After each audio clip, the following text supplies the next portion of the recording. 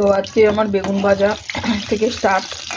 বেগুন ভাজা, কুমড়ো ভাজা, আলু ভাজা হবে, পাঁপড় ভাজা কমপ্লিট, আর খিচুড়িটা এদিকে সেদ্ধ বসিয়ে দিয়েছি অলরেডি। তো তোমাদের বাদবাকিটা আবার দেখাচ্ছি। আর আজকে আমি বেগুন ভাজাটা একটু অন্যরকম, এই লম্বু বোটা শুদ্ধ বেগুন ভাজা করছি।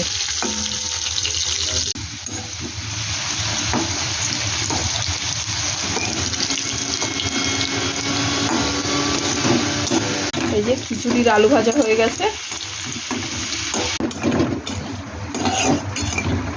আমি আদা জিরে বাটা দিয়ে তোমার খিচুড়ি করি। এই যে ফোড়ন দিয়েছি জিরে, তেজপাতা, শুকনো লঙ্কা, এই যে টমেটো কাটা, আর এইদিকে তোমার আদা জিরে বাটা।